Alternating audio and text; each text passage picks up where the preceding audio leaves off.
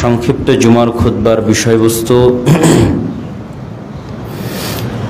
দাওয়াত প্রদানের পথে আল্লাহ সুবহানাহু তাআলার পক্ষ থেকে পরীক্ষা সমূহ।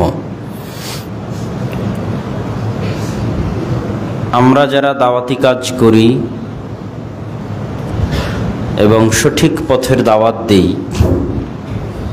তারা কি ধরনের পরীক্ষা এবং বাধার মুখোমুখি হতে পারি তার একটি নমুনা এবং একটি উদাহরণ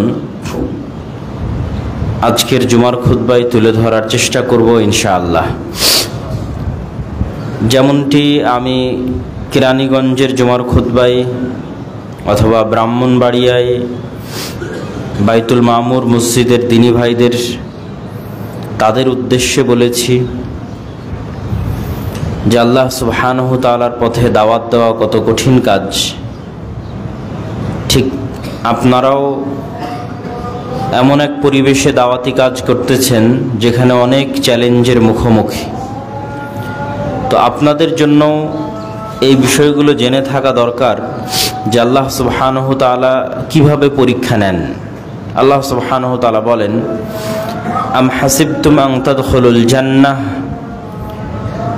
হে ঈমানদারগণ, তোমরা কি মনে করে নিয়েছো যে তোমরা এত সহজেই জান্নাতে প্রবেশ করবে?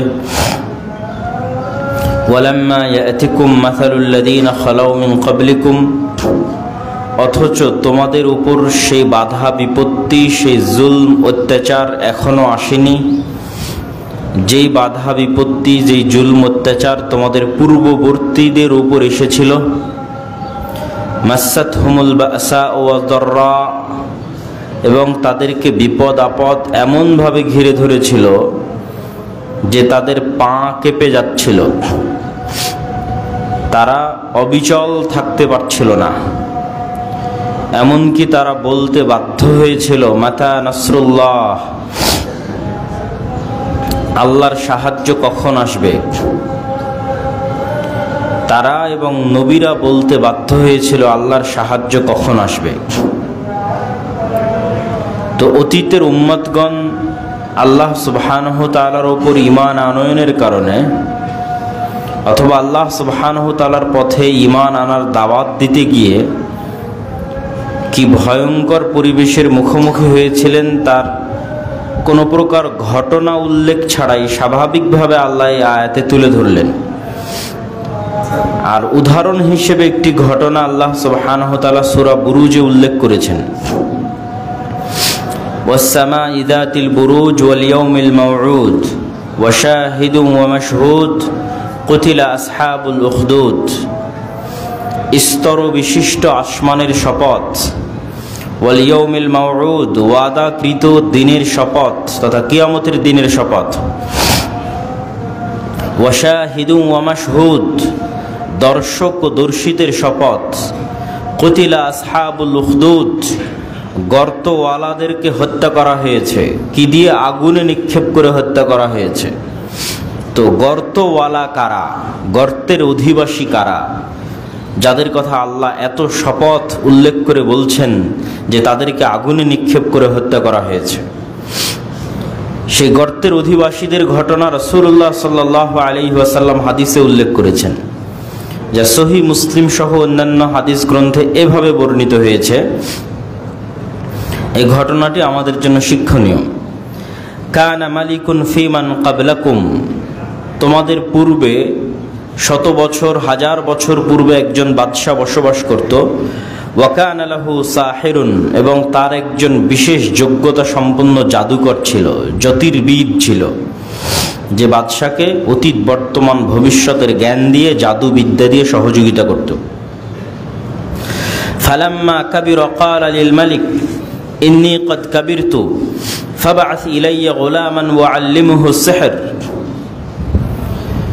যখন এই জাদুকর বয়োবৃদ্ধ হয়ে গেল,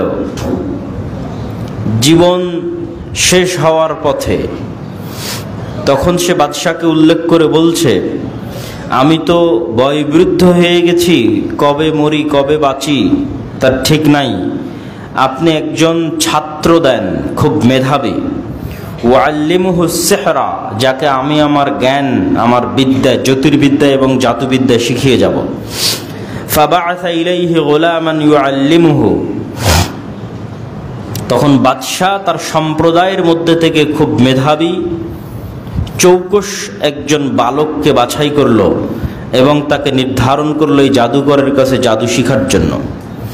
ফাকানা ফি তরিকিহি ইযা সালাকা রাহিবুন ফাকাআদা ইলাইহি ওয়া সামিআ কালামাহ, এই বাচ্চার বাড়ি থেকে জাদুকরের দার্সগাহ, ক্লাসরুমে যেতে, স্কুলে যেতে, তার কাছে দার্স নিতে যেতে রাস্তায় এক পাদ্রীর বাড়ি পড়ে, খ্রিস্টান ধর্মগুরু পাদ্রী।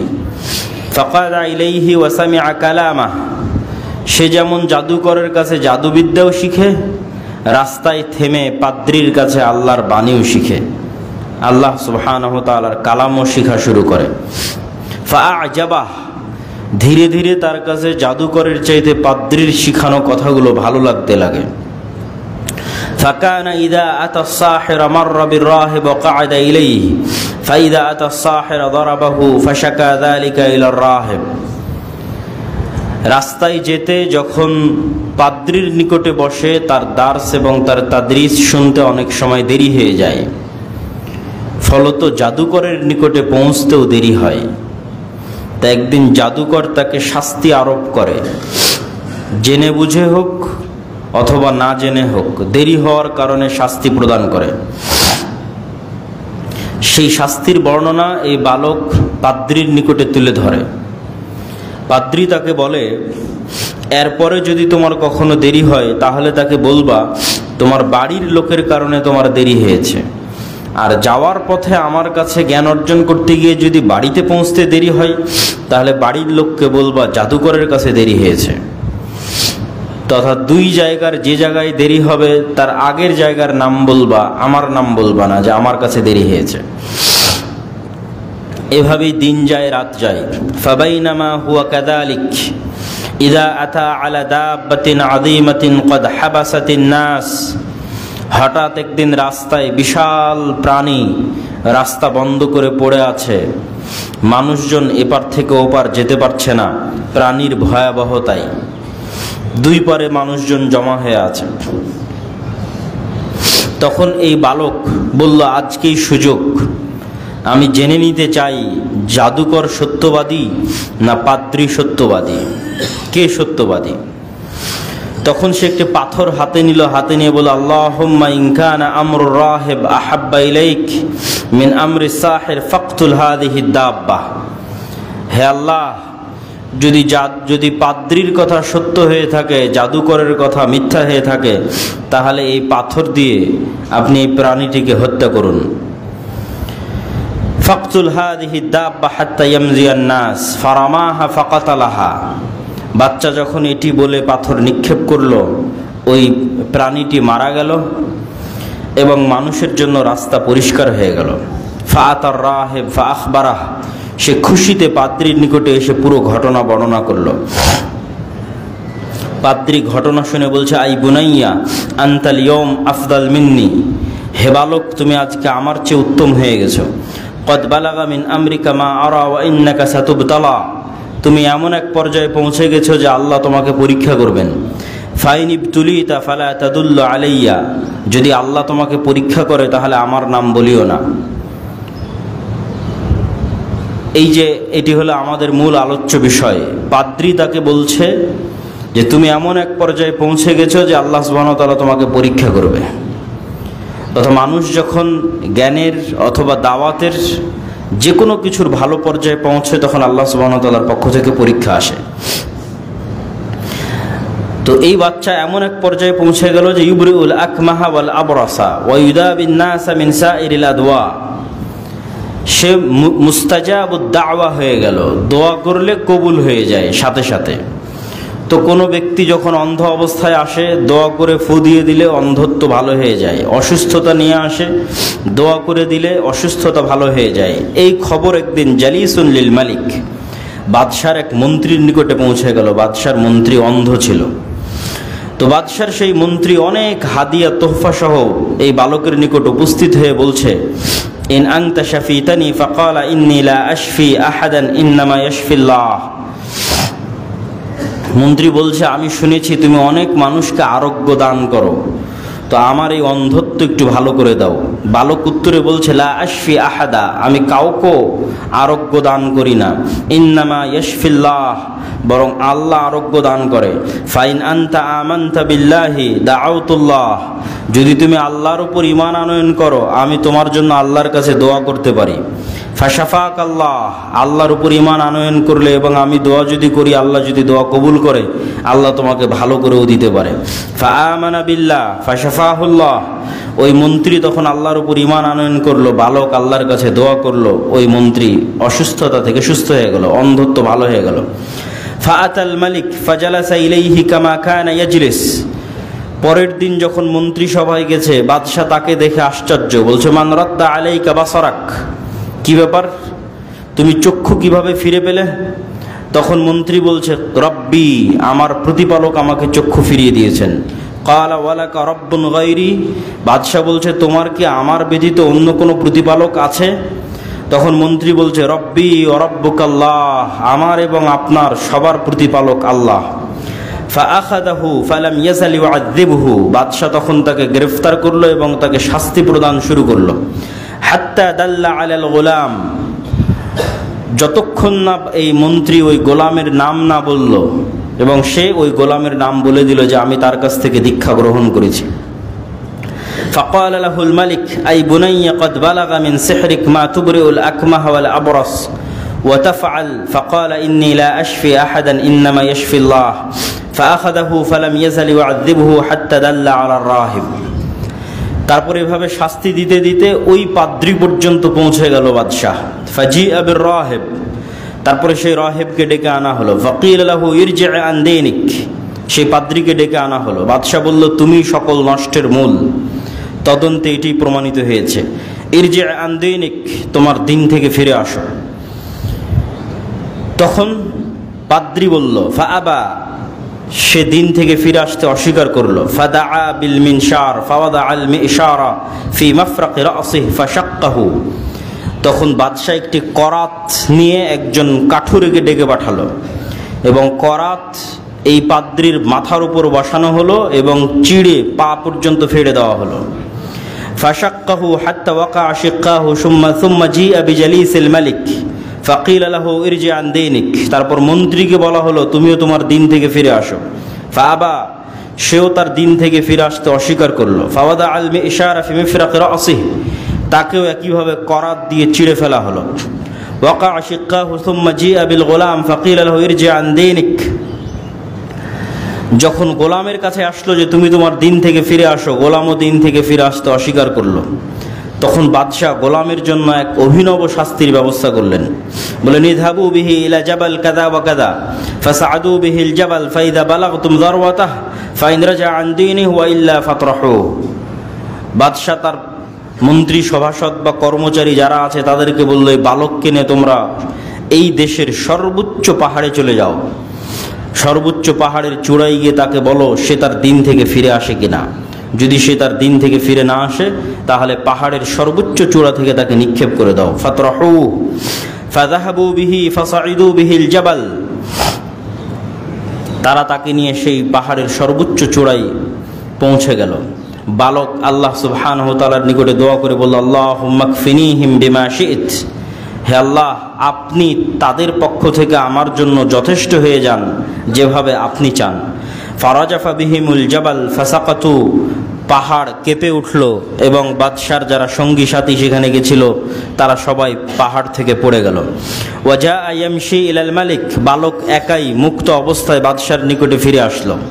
বাদশাহ আশ্চর্য হয়ে জিজ্ঞেস করলো, মা ফাআলা আসহাবুক, তোমার সাথে যাদেরকে পাঠিয়েছিলাম তারা কই? ক্বালা কাফানিহিমুল্লাহ ফাদাফাআহ, তাদের জন্য আল্লাহ যথেষ্ট হয়ে গেছে। বালক উত্তরে বলল, কাফানিহিম, তাদের জন্য আল্লাহ আমার পক্ষ থেকে যথেষ্ট হয়ে গেছে।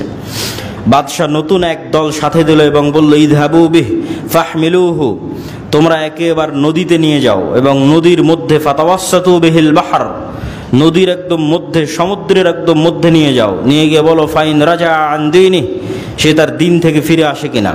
যদি দিন থেকে ফিরে না আসে ফাকযিফু, তাহলে তাকে তোমরা নদীতে নিক্ষেপ করো, সমুদ্রে নিক্ষেপ করো। তখন বাদশার সঙ্গী সাথী তাকে নিয়ে নদীর মধ্যে, সমুদ্রের মধ্যে চলে গেল। বালক আল্লাহর কাছে দোয়া করল, আল্লাহুম্মা কফিনিহিম বিমা শি'ত, হে আল্লাহ আপনি তাদের পক্ষ থেকে আমার জন্য যথেষ্ট হয়ে যান। ফানকাফাত বিহিমুস সাফিনাহ ফাগরিকু, সমুদ্রে ঢেউ উঠতে লাগলো, নৌকা উলট পালট খেতে লাগলো, অন্যরা সবাই পড়ে গেল। ফাগরিকু, পড়ে ডুবে গেল।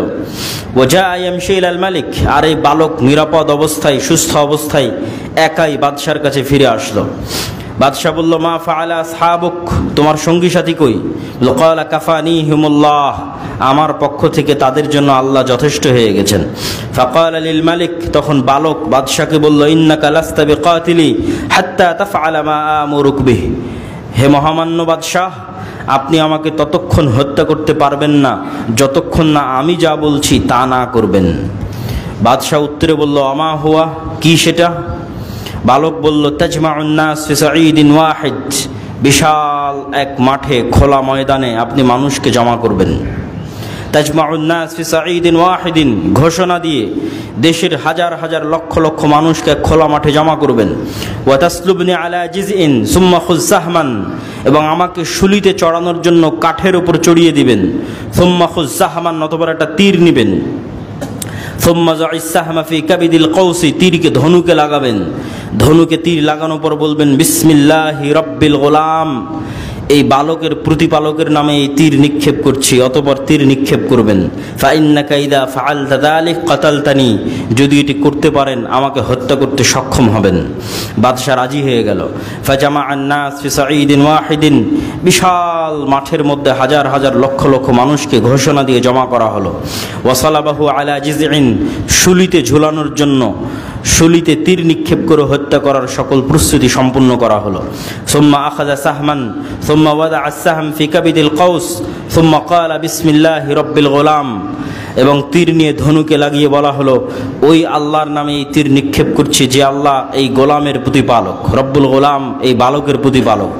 সুম্মা রামাহু ফাওয়াকা আস-সাহম, তীর নিক্ষেপ করা হলো, তীর বালকের বুকে এসে বিঁধে গেল এবং সে সেখানেই মারা গেল।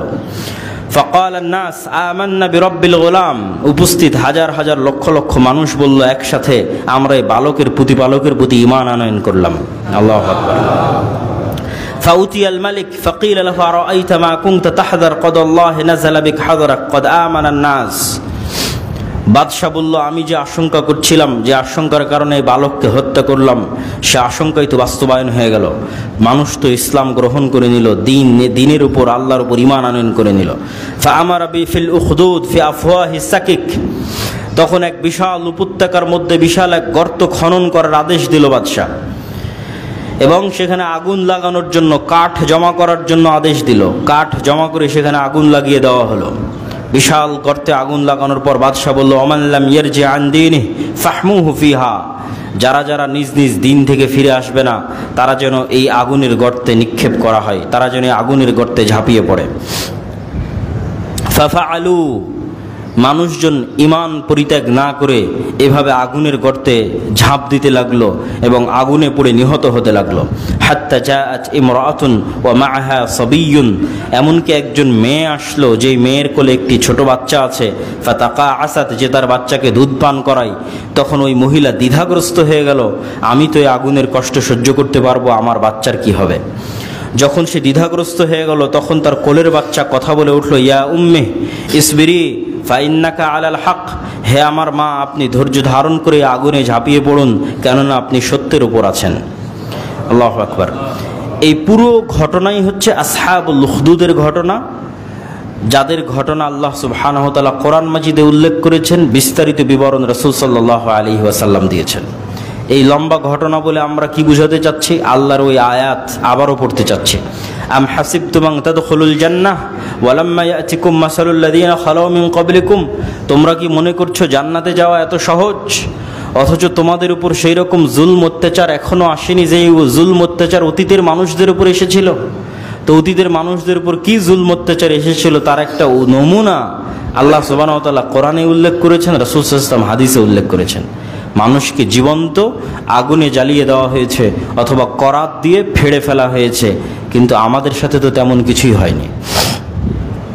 হয়তো মানুষ দিয়ে একটা গালি দিচ্ছে, হয়তো মানুষ দিয়ে একটা মিথ্যা অপবাদ দিচ্ছে, নিন্দা করছে, অথবা হয়তো এসে আপনার মসজিদ মাদ্রাসায় হামলা করছে, এই পর্যন্তই শেষ।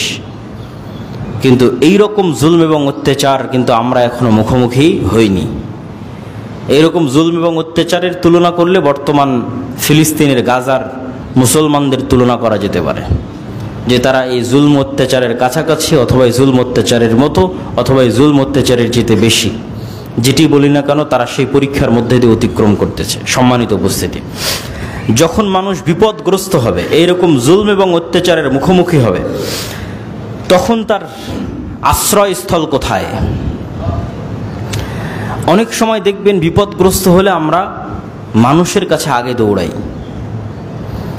বিপদগ্রস্ত হলে আমরা মনে করি যে অমুকের কাছে গেলে, যেমন আগে যখন 16 বছর এক ফ্যাসিজম ক্ষমতায় ছিল, তখন কোনো বিপদগ্রস্ত পড়লে ওই দলের রাজনীতিবিদদের কাছে গিয়ে আশ্রয় নাও, তাদের কাছে এখন ক্ষমতা আছে।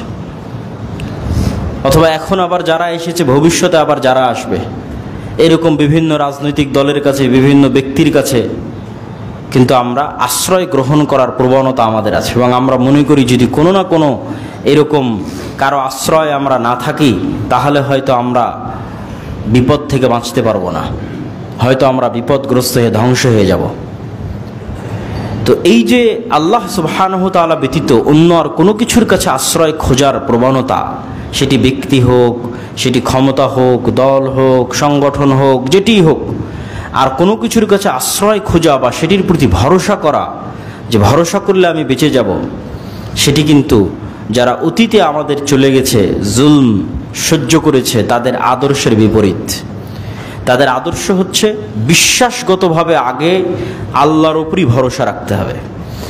দুনিয়াবি ওসিলা হিসেবে মানুষ যে কোনো ওসিলা অবলম্বন করতে পারে, কিন্তু বিশ্বাসগত মজবুতি আগে থাকতে হবে, যে আমি একাই থাকি, হকের উপর থাকি, আমার সাথে কেউ না থাকুক, আমি হকের উপর থাকি, তো আমার জন্য কে যথেষ্ট? আল্লাহ সুবহানাহু ওয়া তাআলা যথেষ্ট। তো আল্লাহ সুবহানাহু ওয়া তাআলা যে যথেষ্ট, তার কিছু দলিল এবং লজিক আল্লাহ নিজেই কোরআনে তুলে ধরেছেন। সেই লজিকগুলো আমাদের বোঝা দরকার, যে আল্লাহ সুবহানাহু ওয়া তাআলা কেন যথেষ্ট এরকম জুলম এবং অত্যাচারের মুহূর্তে। আল্লাযীনা ক্বালা লাহুমুন নাস ইন্নান নাসা ক্বাদ জামাউ লাকুম ফাখশাউহুম ফাযাদাহুম ঈমানা ওয়া ক্বালু হাসবুনাল্লাহু ওয়া নি'মাল ওয়াকিল। এই ঘটনাটি হচ্ছে উহুদ যুদ্ধের ঘটনা। উহুদ যুদ্ধের ঘটনা হচ্ছে সংক্ষিপ্ত ঘটনা, যে মুসলমানেরা যেই জায়গায় রাসূলুল্লাহ সাল্লাল্লাহু আলাইহি ওয়াসাল্লাম 40 জন তীরন্দাজ নিযুক্ত করেছিলেন, মুসলমানদের বিজয় দেখে তারা গনিমতের মাল জমা করার জন্য সেই জায়গা ছেড়ে দিয়ে যখন গনিমতের মাল জমা করতে যায়, তখন খালিদ বিন ওয়ালিদ পেছন দিক থেকে এসে আক্রমণ করে। খালিদ বিন ওয়ালিদের পেছন দিকের আক্রমণ এবং সামনের দিক থেকে যে কাফের মুশরিকরা পালাচ্ছিল, তারা যখন দেখে পিছন দিক থেকে খালিদ বিন ওয়ালিদ এসে, তারাও ঘুরে দাঁড়ায়। তারাও যখন ঘুরে দাঁড়ায়, তখন দুই বাহিনীর মধ্যে পড়ে যায় মুসলমানেরা। ফলত এক চরম বিপদ তাদের সামনে এসে দাঁড়ায়। সেই বিপদ থেকে বাঁচার জন্য তারা ধীরে ধীরে পাহাড়ের দিকে উঠতে থাকে, পাহাড়ের দিকে আশ্রয় নিতে থাকে। এবং মুহাম্মদ সাল্লাল্লাহু আলাইহি ওয়াসাল্লামকেও সাহাবীরা ভয়ঙ্করভাবে গার্ড দিয়ে তাকেও ধীরে ধীরে ধীরে ধীরে পাহাড়ের দিকে নিয়ে যেতে থাকে। তো অনেক সাহাবী মারা যায়, অনেক সাহাবী আহত হয়, রাসূল সাল্লাল্লাহু আলাইহি ওয়াসাল্লামকে নিরাপত্তা দিতে গিয়েও আহত হয়। তো এরকম হত বিহব্বল পরিস্থিতিতে যখন পাহাড়ের অনেক উপরে চলে গেছে, তখন নিচে থেকে জাস্ট হয়তো তীর নিক্ষেপ করা যাচ্ছে, কিন্তু তীর সরাসরি আপনি পাহাড়ের আড়ালে আশ্রয় নিলে সরাসরি গিয়ে লাগবে না। আর তরবারি নিক্ষেপ করার তো তখন কোনো রাস্তাও নাই। তখন চলতেছে মুখের যুদ্ধ। মুখের, পাহাড় থেকে চিল্লানো হচ্ছে, নিচে থেকে চিল্লানো হচ্ছে। তো নিচে থেকে চিল্লিয়ে মক্কার কাফের মুশরিকরা বলছে যে আল্লাযীনা ক্বালা লাহুমুন নাস ইন্নান নাসা ক্বাদ জামাউ লাকুম, বলছে আমরা আরো বড় সৈন্য সামন্ত মক্কা থেকে নিয়ে এসে জমা করতেছি, তোমরা কোথায় যাবা দেখতেছি, কেমনে তোমরা আশ্রয় নিবা দেখতেছি, আরো এরকম শত শত মানুষ আসতেছে মক্কা থেকে তোমাদেরকে ধরার জন্য। তো এটা নিচ থেকে চিল্লানো হচ্ছে। তো তো এই নিচ থেকে চিল্লিয়ে যে তারা ভয় দেখাচ্ছে সাহাবীদেরকে, তো আল্লাহ সুবহানাহু ওয়া তাআলা কোরআন মাজিদে বলছে ফাসাদাহুম ঈমানা, এই ভয় দেখানোতে সাহাবীদের ঈমান আরো বেড়ে গেল। তারা তখন বলছে হাসবুনাল্লাহ ওয়া নি'মাল ওয়াকিল, আমাদের জন্য সাহায্যকারী হিসেবে জনসংখ্যা, মানুষজন, অস্ত্রপাতি, তরবারি এগুলো নয়, হাসবুনাল্লাহ, আমাদের জন্য কে যথেষ্ট? আল্লাহ যথেষ্ট। ওয়া নি'মাল ওয়াকিল, এবং আমাদের প্রকৃত এবং উত্তম অভিভাবক, দায়িত্বশীল হচ্ছেন আল্লাহ সুবহানাহু ওয়া তাআলা। ওয়াকিল শব্দের অর্থ হচ্ছে দায়িত্বশীল, শাব্দিক অর্থ। আমরা যখন কোনো মামলা লড়ি আদালতে, তখন আপনি নিজেও কিন্তু সেই মামলা লড়ার অধিকার রাখেন, যে আসামি সে নিজেই তার মামলা মুভ করতে পারে, কেউ বাধা দিবে না আপনাকে। কিন্তু যেহেতু আইন কানুনের ফাঁক ফোকর আমরা জানি না, এই জন্য আমরা আমার মামলা লড়ার দায়িত্ব একজন উকিলকে দিই, যে ভাই তুমি আমার স্থলাভিষিক্ত, তুমি আমার মামলাটা আমার হয়ে আদালতে লড়াই করবা। তাহলে আমার জেল জুলুম, আমার মুক্তির পুরো দায় দায়িত্বটা আমি নিশ্চিন্তভাবে কার উপর দিয়ে দিচ্ছি? উকিলের উপর দিয়ে দিচ্ছি। তো এই দায়িত্ব প্রদানটাকেই বলা হয় ভরসা। তো আল্লাহ সুবহানাহু ওয়া তাআলা কোরআন মাজিদে একদম এভাবেই তার জন্য তিনি শব্দ প্রয়োগ করেছেন, এইভাবেই যে তোমরা আল্লাহ সুবহানাহু ওয়া তাআলাকে দায়িত্বশীল হিসেবে গ্রহণ করো।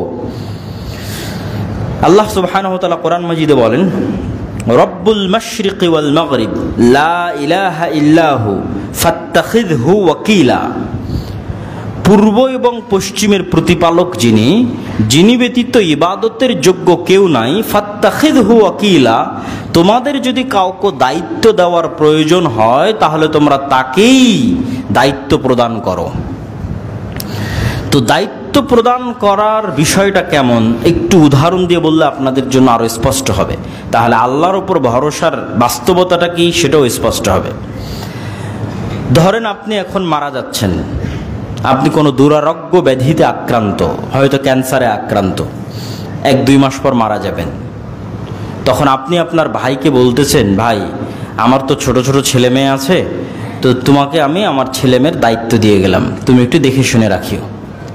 এ হলো দায়িত্ব দেওয়া, মানে আপনার অনুপস্থিতিতে আপনার ছেলে মেয়েকে দেখাশোনার দায়িত্ব আপনি তার উপর দিচ্ছেন।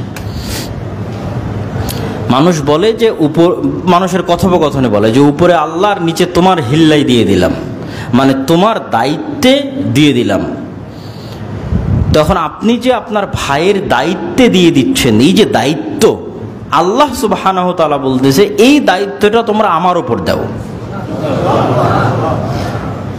এই জিনিসটা অনুভব করতে হবে যে দায়িত্বটা মানে কি। ঠিক এভাবেই আল্লাহ বলতেছে যে এই দায়িত্বটা তোমরা আগে আমার উপর দাও। ধরেন আপনি বাড়ি থেকে বের হয়ে যাচ্ছেন, বাড়ি ঘর তালা মেরে দিয়ে বের হয়ে যাচ্ছেন, তো আপনি আগে এই বাড়ি দেখাশোনার দায়িত্ব দারোয়ানের উপর দিবেন, না বাড়িতে কোনো আত্মীয় স্বজনের উপর দিবেন, না এটার দায়িত্ব আগে কার উপর দিবেন? আল্লাহর উপর দিবেন। আল্লাহ এইটা বলতেছে যে তোমরা আগে আমার উপর দায়িত্ব দাও, আমাকে দায়িত্বশীল হিসেবে গ্রহণ করো। তোমাদের যে কোনো কাজের দায়িত্বশীল হিসেবে তোমরা কাকে গ্রহণ করতে পারো? আল্লাহকে গ্রহণ করতে পারো। ফাত্তাখিযহু ওয়াকিলা, তার উপর দায়িত্ব দাও। কেন তার উপর দায়িত্ব দিবা, তার অনেক লজিক আল্লাহ সুবহানাহু ওয়া তাআলা কোরআনে উল্লেখ করেছে বিভিন্ন আয়াতে। তার 2-1টা আয়াত আমি আপনাদের সামনে তুলে ধরি যে কেন আপনি আল্লাহ সুবহানাহু ওয়া তাআলাকে দায়িত্বশীল হিসেবে তাকে দায়িত্ব দিবেন।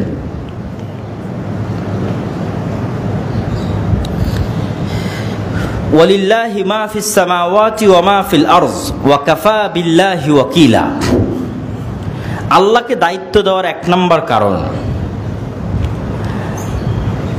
আপনি আজকে যখন মাহমুদপুরে আছেন, তখন মাহমুদপুরের স্থানীয় কোনো নেতা আপনাকে হেল্প করতে পারে। আমরা যখন ব্রাহ্মণবাড়িয়ায় গেছি, তখন ব্রাহ্মণবাড়িয়ার হেফাজতের নেতা হয়তো আমাদেরকে হেল্প করতে পারে, তার কাছে আমরা সাহায্য নেওয়ার জন্য গেছি, কিন্তু সে আপনাকে এখানে হেল্প করতে পারবে না। অথবা বাংলাদেশের বাইরে বের হয়ে যান, যে বাংলাদেশের প্রধানমন্ত্রীও আপনাকে আমেরিকাতে কোনো হেল্প করতে পারবে না। বাংলাদেশের প্রধান উপদেষ্টার আমেরিকায় যা দাম, সে অনুযায়ী আপনাকে আমেরিকার মাটিতে কোনো বিপদে বাংলাদেশের প্রধানমন্ত্রীও কোনো হেল্প করতে পারবে না। তাহলে প্রত্যেক যার কাছে আমি সাহায্য নিতে যাচ্ছি, তার সাহায্য করার লিমিট আছে। যে আমি একজন এমপির কাছে সাহায্য নিতে যাচ্ছি, একজন মন্ত্রীর কাছে সাহায্য নিতে যাচ্ছি, ওর লিমিট কি, ওর এরিয়া, ওর এলাকা, এর বাইরে ওর সহযোগিতা করা সম্ভব নয়। তো আল্লাহ সুবহানাহু ওয়া তাআলা বলছেন কেন আল্লাহকে দায়িত্ব দিতে, বলছেন ওয়ালিল্লাহি মা ফিস সামাওয়াতি ওয়া মা ফিল আরজ। আর এক আয়াতে বলছেন রব্বুল মাশরিকি ওয়াল মাগরিব, আল্লাহ হচ্ছে পূর্বের প্রতিপালক, পশ্চিমের প্রতিপালক, উত্তরের প্রতিপালক, দক্ষিণের প্রতিপালক।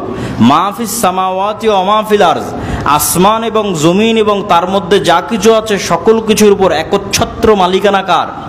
আল্লাহর। তাহলে তুমি বাংলাদেশে থাকো, আমেরিকায় থাকো, ব্রাহ্মণবাড়িয়ায় থাকো, মাহমুদপুরে থাকো আর কেরানীগঞ্জে থাকো, তোমাকে প্রথমে সহযোগিতা করতে পারবে কে? আল্লাহ। কমন, সব জায়গায় কমন একমাত্র সহযোগিতা করতে পারবে আল্লাহ সুবহানাহু ওয়া তাআলা। 2 নাম্বার যে উদাহরণটা দিয়ে শুরু করেছিলাম, যে আপনি আপনার ভাইকে দায়িত্ব দিয়ে যাচ্ছেন যে আমি মারা যাচ্ছি, তুমি আমার ছেলেকে দেখে শুনে রাখো। তো আল্লাহ সুবহানাহু ওয়া তাআলা বলছেন যে তিনি হচ্ছেন হাইয়ুন কাইয়ুম, তিনি হচ্ছেন চিরঞ্জীব, চিরস্থায়ী। এটা দ্বারা আল্লাহ কি বুঝাচ্ছেন? এটা দ্বারা আল্লাহ সুবহানাহু ওয়া তাআলা বুঝাচ্ছেন যে আপনি দুনিয়াতে যেই ব্যক্তিকে দায়িত্ব দিয়ে যাচ্ছেন সে যে আপনার আগেই মারা যাবে না, অথবা আপনার ছেলে মেয়ের আগে মারা যাবে না, এর কোনো গ্যারেন্টি আছে? এর কোনো গ্যারেন্টি নাই। তাহলে আপনি যাকেই দায়িত্ব দেন না কেন, সেই দায়িত্বশীল আপনার আগেই দুনিয়া থেকে বিদায় নিয়ে নিতে পারে। অথবা আপনার ছেলের দায়িত্ব দিয়ে গেলেন, আপনার ছেলের বিদায় নেওয়ার আগে দায়িত্বশীল দুনিয়া থেকে বিদায় নিয়ে নিতে পারে। তাহলে চিরঞ্জীব, চিরস্থায়ী হিসেবে আপনার ছেলের দায়িত্ব কাকে দেওয়া যৌক্তিক? আল্লাহকে দেওয়া যৌক্তিক। তাহলে কে বাঁচলো কে মরলো সেটা দেখে লাভ নাই। করোনা ভাইরাসে এসে পুরো বংশ বিলীন হয়ে গেল, কিন্তু আপনি দায়িত্ব দিয়ে রেখেছেন কার ওপর? আল্লাহ সুবহানাহু ওয়া তাআলার ওপর।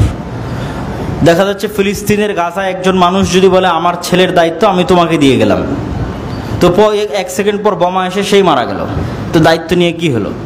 তো সে যদি বলে না হে আল্লাহ আমার ছেলের দেখাশোনার দায়িত্ব তোমার উপর দিয়ে গেলাম, তাহলে কেননা তিনি হচ্ছেন হাইয়ুন কাইয়ুম। আর 1 নাম্বার কি? সব জায়গায় সহযোগিতা করতে পারবে। তাহলে 1 নাম্বার লজিক গেল পৃথিবীর সকল জায়গায় তিনি সহযোগিতা করার ক্ষমতা রাখেন। 2 নাম্বার লজিক গেল তিনি চিরঞ্জীব, চিরস্থায়ী, কখনো মৃত্যুবরণ করেন না। এবার 3 নাম্বার, আল্লাহ সুবহানাহু তাআলাকে যখনই আমরা চাই না কেন তখনই আমরা আল্লাহ সুবহানাহু তাআলাকে সাথে যোগাযোগ করতে পারি, সম্পর্ক স্থাপন করতে পারি। এটা একটা বড় বিষয়, যে আপনার যত বড় ব্যক্তি পরিচিত থাক, জুলাইয়ের আন্দোলনের সময় 1 সপ্তাহ ব্যাপী ইন্টারনেট বন্ধ ছিল। অনেক সময় অনেক জঙ্গলে চলে যাবেন, গ্রাম অঞ্চলে চলে যাবেন, নেটওয়ার্ক নাই।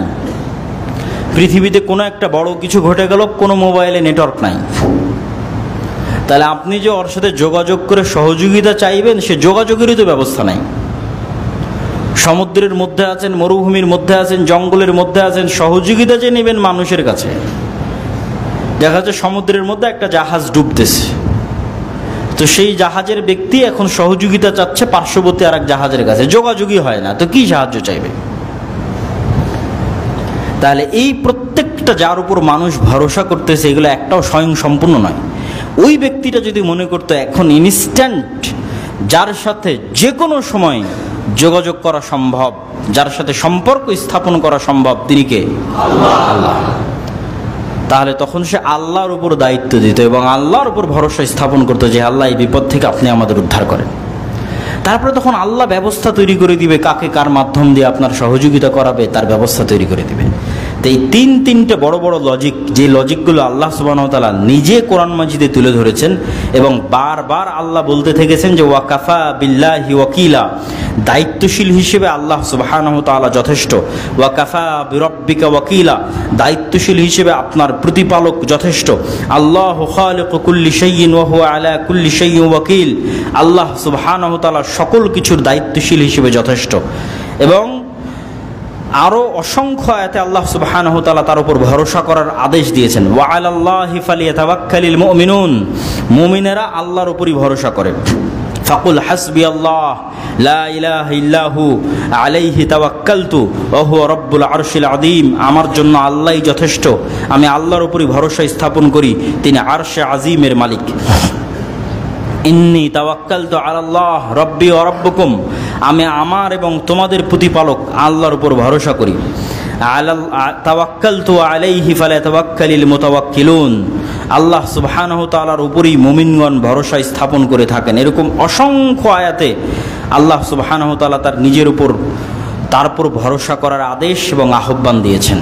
সম্মানিত উপস্থিতি, তাহলে আমাদের এই আলোচনার দ্বিতীয় অংশ থেকে আমরা যেটি বুঝাতে চাইলাম, আমাদের আলোচনার প্রথম অংশ ছিল দাওয়াতি কাজ করলে বাধা বিপত্তি, জুলম, অত্যাচার, নিন্দা, অপবাদ আসবেই। তো আমাদের উপর অতীতের উম্মতের মতো এখনো আসেনি, সুতরাং মানসিকভাবে প্রস্তুত থাকতে হবে আসার জন্য, ওই পরীক্ষায় উত্তীর্ণ হওয়ার জন্য। 2 নম্বর, পরীক্ষায় উত্তীর্ণ হওয়ার 1 নম্বর শর্তই হচ্ছে বিপদ আপদে মানুষের উপর ভরসা করবেন না আল্লাহর উপর ভরসা করবেন? বিপদ আপদে 1 নম্বর ভরসা হবে আল্লাহ সুবহানাহু ওয়া তাআলার উপর। ওসিলা হিসেবে মানুষ চেষ্টা করবে তার সাধ্য অনুযায়ী, সেটা ভিন্ন, কিন্তু কোনো ব্যক্তির উপর, কোনো রাজনৈতিক নেতার উপর, কোনো দলের উপর, কোনো কিছুর উপর ভরসা হবে সেটি নয়, আল্লাহর উপর ভরসা হবে। 3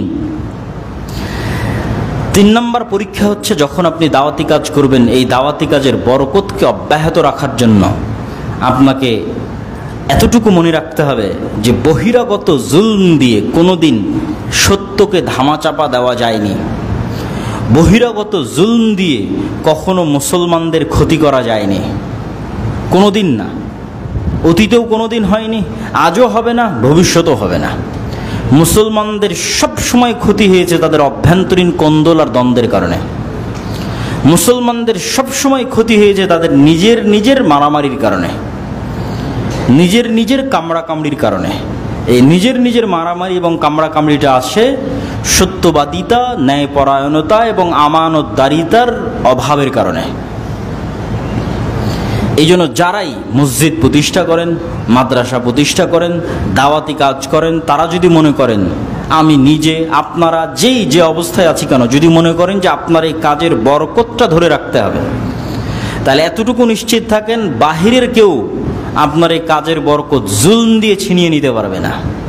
বরং জুলম যত বাড়বে আপনার পা তত মজবুত হবে, আপনার পা পৃথিবীতে তত মজবুত হবে, আপনার দাওয়াত তত শক্তিশালী হবে। কিন্তু আপনার এই দাওয়াত ধ্বংস হয়ে যাবে, বরকত উঠে যাবে, আজ আছে কাল নাই হয়ে যাবে, যখন আমানতদারিতা, ন্যায়পরায়ণতা, সত্যবাদিতার অভাব দেখা দিবে এবং সেই জায়গায় পারস্পরিক কোন্দল, গীবত, কামড়াকামড়ি, মারামারি এগুলো জায়গা করে নেবে তখন। এবং এতটুকু মনে রাখবেন, এই বিপরীত স্বভাবটাই হচ্ছে গোলামির স্বভাব, দাসত্বের স্বভাব। আর উদারতা, সত্যবাদিতা, ন্যায়পরায়ণতার স্বভাব হচ্ছে নেতার স্বভাব, নেতৃত্বের স্বভাব এবং বিজয়ী ব্যক্তির স্বভাব, স্বাধীন মানুষের স্বভাব। আমাদের নবী মুহাম্মদ সাল্লাল্লাহু আলাইহি ওয়াসাল্লাম স্বাধীন চেতা, উদার মনা বলে বক্তব্যের শেষের দিকে চলে যাব। কোনো এক যুদ্ধের সময়, কোনো এক সফরের সময় কোনো পানির ব্যবস্থা নাই, এমন এক জায়গায় পৌঁছে গেছেন আল্লাহর নবী। তার সাহাবীরা কলস করে জিজ্ঞেস করছে কোথায় থেকে পানি এনেছো? তো বলে আমি গতকাল এই সময় এখানে ছিলাম, তার মানে 24 ঘন্টার দূরত্ব থেকে পানি নিয়ে আসতেছে। তথা এখন পানি আনতে গেলে 24 ঘন্টার পথ উট চালানো লাগবে অথবা একদিনের পথ ঘোড়া দৌড়ানো লাগবে, তো সেটা তো সম্ভব নয়। তো বলে আমাদের নবী মুহাম্মদ সাল্লাল্লাহু আলাইহি ওয়াসাল্লাম তোমার সাথে একটু কথা বলতে চাই। তো মহিলা বলে কোন নবী? যে নিজের ধর্ম ত্যাগ করেছে, সাবি, মুরতাদ হয়ে গেছে, মানে তাদের ভাষায় তারা মুহাম্মদ সাল্লাল্লাহু আলাইহি ওয়াসাল্লামকে সাবি বলতো। তো বলে হ্যাঁ তিনি। তো ঠিক আছে, মুহাম্মদ সাল্লাল্লাহু আলাইহি ওয়াসাল্লামের কাছে সেই মহিলা উপস্থিত হলো। মুহাম্মদ সাল্লাল্লাহু আলাইহি ওয়াসাল্লাম তাকে বলল তোমার একটু পানির দরকার।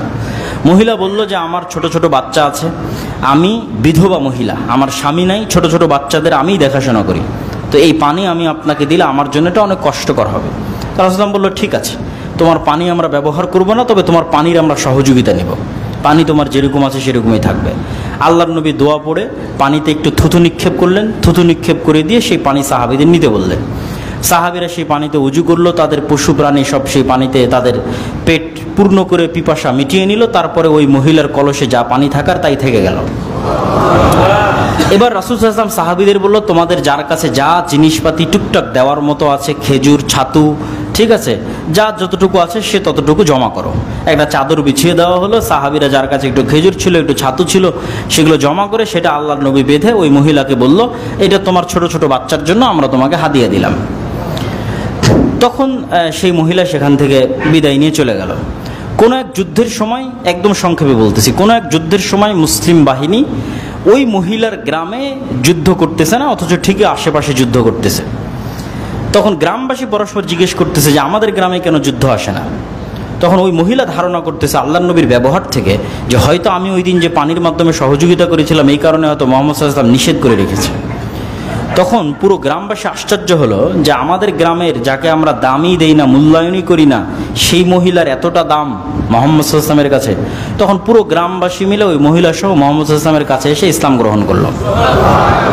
তো এখান থেকে যতটুকু শিক্ষা সেটা হচ্ছে, ধরেন আমার এবং আপনার মতো যদি মুসলমান হতো, যেই মুসলমানের স্বভাবের মধ্যে গোলামি আছে, মানে কামড়া কামড়ি, মারামারি, হিংসা বিদ্বেষ, ওকে টেনে নামানো, ওরটা ছিনিয়ে নেওয়া, সে গিয়েই আগে ওই মহিলাকে বলতো এই তুই তো কাফের মুরতাদ, দে তোর পানি দে, তোর পানি আমার লাগবে। কেন? গোলামের স্বভাবকে একটা টাকার জন্য কাড়াকাড়ি করা, একটা টাকার জন্য মারামারি করা, কাকে কত নিচে নামানো যায় তার জন্য চেষ্টা করা, গীবত তুহমত অপবাদ দিয়ে ধ্বংস করে দেওয়া। তো সেই কাজটাই কিন্তু করা হতো। কিন্তু সেই কাজটা না করে সাহাবীরা কি বললেন, আপনার সাথে কথা বলবে, আসেন। তো মুহাম্মদ সাল্লাল্লাহু আলাইহি ওয়াসাল্লাম চাইলে বলতে পারতেন যে এই মহিলাও তো কাফের মুশরিক, আল্লাহর নবীকে মুরতাদ বলছে। আর যেই বাচ্চার গল্প শোনাচ্ছে যে না খেয়ে আছে বা তার দায়িত্ব পালন করে, ওগুলোও তো কাফের মুশরিক। তো এই কাফের মুশরিকের জন্য বিবেচনা করে লাভ কি? তোমার পানিটি আমরা নিয়ে নেব, তুমি বাঁচলে বাঁচো, মরো মরো, আচ্ছা সেটাও বাদ দিলাম। পানি তো নিল না, নিলই না, তার পানি তো যতটুকু থাকলোই, তারপরেও ওই কাফের মুশরিকের সন্তান কাফের মুশরিকের জন্য এতগুলো মুমিন মুসলিম খোলাফায়ে রাশিদিন রাসূল তাদের খেজুর, তাদের ছাতু দিয়ে সহযোগিতা করার কি দরকার? আর পানি তো ব্যবহারই করেনি। আরে আমি তো তোর পানি নেইনি, যা ভাগ, তোর কাফের মুশরিক আর তোর কাফের মুশরিক সন্তানের জন্য কি করব? তাহলে এটা আল্লাহর নবীর ব্যবহার একজন কাফের মুশরিকের সাথে এবং তার পরিবারের সাথে। এবার আপনি তুলনা করেন একজন মুসলমানের ব্যবহার আর একজন মুসলমানের সাথে, কোন অবস্থায় আছে এবং কোন লেভেলে আছে। এটাই হচ্ছে আমাদের ধ্বংসের আলামত। এবং আমি এটাকে আমার বহু বক্তব্যে বলেছি, এটাকে বলা হয় গোলামির চিহ্ন, গোলামির আলামত। আমাদেরকে আত্মমর্যাদা সম্পন্ন, স্বাধীন, উদার মনের নেতৃত্বের গুণাবলী সম্পন্ন হতে হবে। এই জন্য আল্লামা ইকবাল বলেছিলেন ইউরোপ সফরের পর, সাবাক ফিরসে পর সাদাকাত কা, আদালত কা, শুজাআত কা লিয়া জায়েগা তুঝসে কাম, দুনিয়া কি ইমামত কা। যে মুসলমানেরা তোমাদের মধ্যে সব আছে, সালাত, সিয়াম, হজ, জাকাত, ইসলামের যেগুলো বেসিক রিচুয়ালস, ইসলামের যেগুলো আনুষ্ঠানিকতা, সেগুলো সবই তোমাদের মধ্যে আছে। মুখে দাড়ি বলো, মাথায় টুপি বলো, সব আছে। কিন্তু নাই কি? তোমাদের মধ্যে ন্যায়পরায়ণতা, সত্যবাদিতা এবং আমানতদারিতার অভাব আছে, যেটা তোমাদের নবীর ছিল, তোমরা সেটা হারিয়ে ফেলেছো। ধরেন উদাহরণ হিসেবে ধরেন এই জামালপুরেরই কত মানুষ আপনারা এখানে মসজিদে এসেছেন, সালাত আদায় করছেন, সিয়াম পালন করছেন, হজ করছেন, ওমরা করছেন, কিন্তু দেখেন আপনার বোনকে তার বাপের সম্পত্তিতে আপনি ন্যায়ের ভিত্তিতে সম্পত্তি বুঝিয়ে দেননি। দেখা যায় যমুনার চরে যেটা পানিতে ডুবে আছে ওটা বোনকে দিয়েছেন, যেটা ভালো প্লেসে আছে সেটা আপনি নিজে নিয়েছেন। তাহলে আপনার মধ্যে ইসলামের সব আছে, আসল জিনিসটাই তো নাই, যেটা আল্লাহর নবীর ছিল। ন্যায়পরায়ণতা নাই, সত্যবাদিতা নাই, আমানতদারিতা নাই। আপনারাই যখন দেখবেন যে গ্রামে বিয়ে হচ্ছে, এলাকায় বিয়ে হচ্ছে, যৌতুকের ভিত্তিতে বিবাহ হচ্ছে। যৌতুকের ভিত্তিতে বিবাহ কি অন্যায়? মানুষের উপর জুলম, মানুষের উপর অত্যাচার। তাহলে এরকম আপনি বাছাই করে খুঁজে খুঁজে দেখেন কি মসজিদ, কি মাদ্রাসা, কি আপনার আলেম ওলামা, কি সমাজের দায়িত্বশীল এসপি, মন্ত্রী, OC, DC, OC, DC, SP, মন্ত্রী সব দেখবেন প্রধান অতিথি, বিশেষ অতিথি ইসলামী জালসার। গত 16 বছরও ছিল, তাহাজ্জুদ গুজারও ছিল, হাজি ছিল, ওমরাকারীও ছিল, কিন্তু ছিল না কি? তার নিজের দায়িত্বে সৎ এবং ন্যায়পরায়ণ ছিল না। এই কারণেই তো দেশ ধ্বংস হয়ে গেছে। এই জন্য মুসলমানদের এই নেতৃত্বের এই গুণগুলো অর্জন করতে হবে, তাহলে তারাও স্বাধীন হবে এবং পুরো পৃথিবীকে নেতৃত্ব দিতে পারবে ইনশাআল্লাহ। আজকে দেখেন যে এই যে এত বৃহৎ আন্দোলনের পর বাংলাদেশের একটা সুন্দর পরিবেশ, এই সুন্দর পরিবেশের মধ্যে দেখবেন পাল্লা দিয়ে বাংলাদেশের রাজনৈতিক দলগুলো পার্শ্ববর্তী দেশের কাছে মাথা বিক্রি করে দিচ্ছে, পাল্লা দিয়ে। কেন? এটাই হচ্ছে গোলামির স্বভাব। এইভাবেই যখন স্পেন ধ্বংস হওয়ার সময় ছিল, ওই সময়ের ইতিহাস পড়ে দেখবেন যে কিভাবে স্পেনের মুসলমান আমির ওমারারা আর মুসলমান আলেম ওলামাদের গ্রুপেরা পার্শ্ববর্তী ইউরোপিয়ান খ্রিস্টানদের কাছে বিক্রি হয়ে যেত। কিভাবে একজন আরেকজনের বিরোধিতা করার জন্য, মানে এইটা পার্শ্ববর্তী দেশের কাছে গোলাম হতে যাচ্ছে কেন, আরেকজনকে সরিয়ে নিজে ক্ষমতায় যেতে যাচ্ছে। তাহলে যে যত বড় গোলাম হবে তে তাড়াতাড়ি ক্ষমতায় যাবে, ক্ষমতার নেশায় গোলামি বরণ করে নিচ্ছে। তো এইটা হচ্ছে আমাদের রাষ্ট্রের টপ লেভেল থেকে নিয়ে একদম নিম্ন লেভেল পর্যন্ত সেম অবস্থা। তো আজকের আমার এই আলোচনার সারমর্ম এতটুকুই যে দাওয়াতি কাজ করলে, আল্লাহর পথে দাওয়াত দিলে বিপদ আপদ আসবেই। অতীতের উম্মতের মতো আমাদের উপর আসেনি, আসলে এক নম্বর ভরসা হবে আল্লাহ সুবহানাহু ওয়া তাআলার উপর, কোনো মানুষের উপর নয়, কোনো ব্যক্তির উপর নয়, কোনো কিছুর উপর নয়, কোনো রাজনৈতিক দলের উপর নয়, কোনো কিছুর উপর নয়। সহযোগিতা নিব, কিন্তু ভরসা থাকবে আল্লাহর উপর, যাতে আদর্শে কম্প্রোমাইজ না করতে হয়। যখনই কোনো ব্যক্তি দলের উপর ভরসা করবেন, দেখবেন আপনি আদর্শে কম্প্রোমাইজ করেছেন বাঁচার জন্য। আর যখন ভরসা আল্লাহর উপর, সহযোগিতা করলে করবে, না করলে এইভাবে মারা যাব। যেভাবে আপনাদের সামনে ঘটনা তুলে ধরলাম বালক এবং অত্র অঞ্চলের মানুষের। 3 নম্বর কি, আপনার দাওয়াতি কাজ কোনো কারণেই বাধাগ্রস্ত হবে না যদি আপনি সত্যবাদী, আমানতদার, ন্যায়পরায়ণ অবস্থায় উদার মন নিয়ে সকলের কল্যাণকামী হয়ে দাওয়াতি কাজ করেন।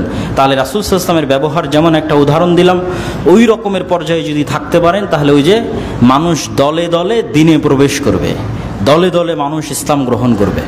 এখন দলে দলে করে না কেন? চারিত্রিকভাবে মুসলমানদের ওই চরিত্রটা নাই। আর বক্তব্যের শেষে, আমাদের দীর্ঘ দাওয়াতি সফরের মধ্যে আমরা আজকে আপনাদের এখানে এসেছি। বক্তব্যের শেষে এতটুকু আহ্বান জানাবো যে আমাদের যে দাওয়াতি কাজগুলো আছে, সেই দাওয়াতি কাজগুলো গঠনমূলক দাওয়াতি কাজ বলে আমি মনে করি। এই দাওয়াতি কাজগুলোর সাথে শিক্ষা জড়িত, অন্য কিছু নয়। যেমন দাওয়া ইলাল্লাহর মাধ্যমে আমাদের যে মক্তব কার্যক্রম চলে, এটা শিক্ষা কেন্দ্রিক।